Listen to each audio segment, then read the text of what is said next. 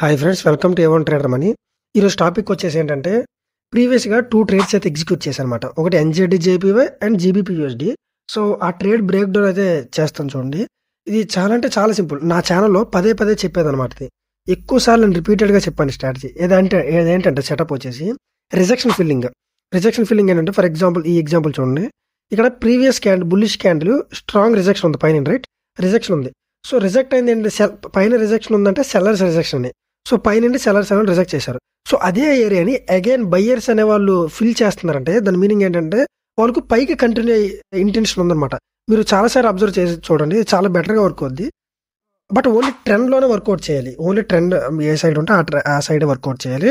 So, ఆ rejection ప్రీవియస్గా reject అయిన ఏరియాని, ప్రీవియస్గా బయ్యర్స్ పైకి ఫిల్ చేయడానికి ఫెయిల్ అయిన ఏరియానే మళ్ళీ ఇది ఫిల్ చేస్తుందంటే వీటికి పైకి వెళ్ళే ఇంటెన్షన్ ఉంది. ఓకే, సో సేమ్ లాజిక్ అనమాట రిజెక్షన్ ఫిల్లింగ్ అంటే. నేను చాలాసార్లు ఇదే ఎగ్జిక్యూట్ చేసా, చాలాసార్లు ఇదే ప్రాఫిట్ తీస్తూ ఉంటాను. మీరు నా ఛానల్ అంటే అబ్జర్వ్ చేయొచ్చు. సో, ఇక్కడ కూడా సేమ్ లాజిక్.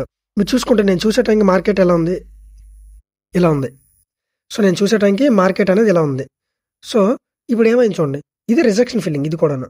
ఎందుకంటే మార్కెట్ అనేది చూడండి, మార్కెట్ అనేది ప్రీవియస్ రిజెక్ట్ అనే ఏరియాని ఫిల్ చేయడానికి ట్రై చేసింది. స్టిల్ సమ్ గ్యాప్ అయితే ఉంది. సో, ఈ గ్యాప్లోనే నేను ట్రేడ్ చేయాలనుకున్నాను. సో, నెక్స్ట్ క్యాండిల్ ఎక్కడ ఓపెన్ అవుద్ది, ఇక్కడ ఓపెన్ అవుద్ది. సో, ఇక్కడ ఓపెన్ అయితే ఈ తక్కువ దానిలో risk to reward ratio adjust అవుతుంది అనమాట. సో, నేనేం చేశాను, దానికి నేను లిమిట్ ఆర్డర్ పెట్టుకున్నాను అనమాట, pending order. So, pending order అయితే ఇక్కడ ఎంట్రీ అనమాట, ఇది ఎంట్రీ. సో, ఇక్కడ స్టాప్ లాస్ పెట్టా. స్టాప్ లాస్ ఇక్కడ ఎందుకు పెట్టానంటే, ఇన్ కేస్ వీక్ క్యాండిల్ ఉండి లాంగ్ వీక్ ఉంటే మనం 50% ఆఫ్ ది వీక్ కిందనేమో స్టాప్ లాస్ అనేవి పట్టుకోవాలన్నమాట. ఎందుకంటే మిడ్ పాయింట్స్ అనేవి సెన్సిటివ్ పాయింట్స్. ఎప్పుడైనా అబ్జర్వ్ చేయండి, మిడ్ పాయింట్స్ అనేవి సెన్సిటివ్ పాయింట్స్ అంటారు. సో, నేను ఎక్కడైతే స్టాప్ లాస్ పెట్టుకున్నా, యాజ్ యూజువల్ టేక్ ప్రాఫిట్ అయితే ఇదే పెట్టుకున్నాను. ఎందుకంటే ఇది కొంచెం రిస్కీగా అనిపించింది. సో, నాకు మినిమం 1:1 వస్తే చాలు. సో, ఇక్కడ నాకు 1:1 అయితే వచ్చింది. సో, ఇలా అయితే నేను ట్రేడ్ ఎగ్జిక్యూట్ చేశాను అనమాట. చాలా అంటే చాలా సింపుల్, అంతకు మించి ఇందులో ఏం అనాలిసిస్ లేదు. ఓకే, సో ఇప్పుడు మనం చూసుకుంటే ప్లే చేస్తే ఎస్, ఇలా నెక్స్ట్ డే అయితే ఇలా టార్గెట్ అనేది హిట్ అయింది అనమాట. మీరు చూసుకుంటే ఇచ్చోండి, నా ఎంట్రీ ఇక్కడ కదా, నా ఎంట్రీ ట్రిగ్గర్ అయ్యింది అండ్ నా టేక్ ప్రాఫిట్ అనేది హిట్ అయింది. ఇలా ఓపెన్ అయ్యి నా ఎంట్రీ ట్రిగ్గర్ అయ్యి అప్పుడు టేక్ ప్రాఫిట్ అనేది హిట్ అయింది అనమాట. సో, మార్కెట్ అయితే ఇలా వెళ్ళింది. అండ్ దెన్ నెక్స్ట్ వన్ వచ్చేసి GBP-USD.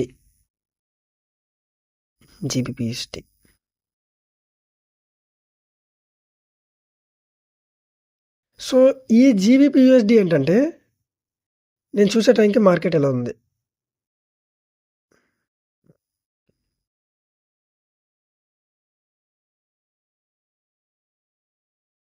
Sorry one more candle.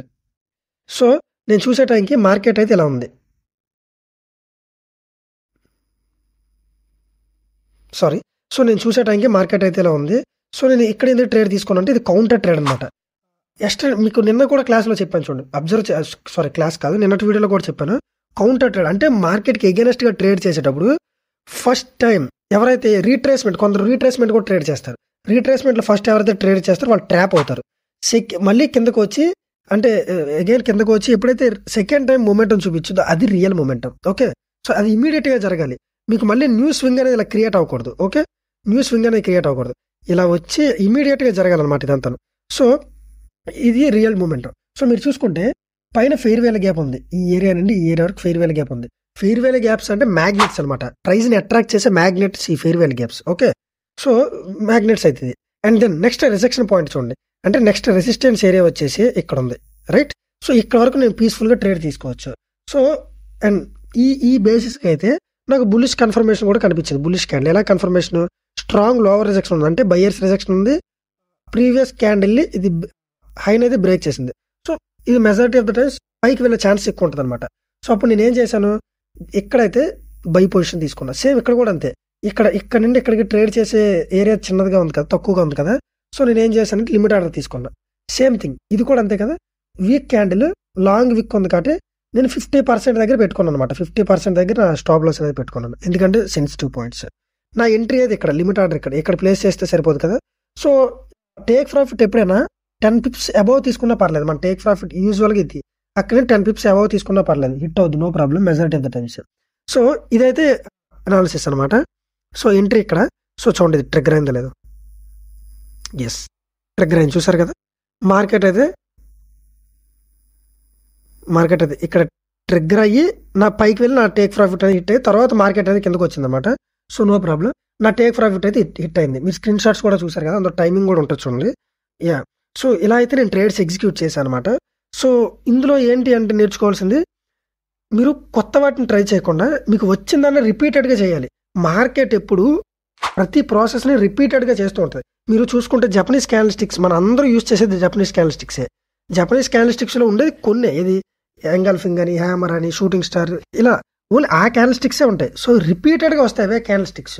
So మనకి ఏది వర్క్ అవుతుంది అనేది ఫైండ్ అవుట్ చేసుకోవడం చాలా అంటే చాలా ఇంపార్టెంట్. ఓకే, సో మీరు ఏదైతే ప్రాక్టీస్ చేసిన దాన్ని అదే రిపీట్ అవుతుంటుంది మార్కెట్లో. ఫర్ ఎగ్జాంపుల్ ఇప్పుడు నేను చేసిన రిజెక్షన్ ఫిల్లింగ్ కదా, ఇక్కడ చూడండి రిజెక్షన్ ఫిల్లింగ్, ఇది ఇంకా గ్యాప్ ఉంది, ఇది ప్రీవియస్ రిజెక్ట్ అయిన ఏరియాని ఫిల్ చేస్తుంది. సో నెక్స్ట్ టార్గెట్ ఇది. ఇలా మనం చేసింది మళ్ళీ రిపీట్ చేస్తుంది అనమాట. మనం కొత్త వాటిని ట్రై చేయకుండా మనం నేర్చుకున్న వాటిని కంటిన్యూస్గా వాటిని వర్కౌట్ చేయడానికి చూడాలన్నమాట. వాటిని వర్కౌట్ చేయడానికి ట్రై చేయాలి. ఓకే, సో నా అనాలిసిస్ మీకు నచ్చింది అనుకుంటున్నాను. నచ్చితే డెఫినెట్గా like, share and subscribe. Thank you.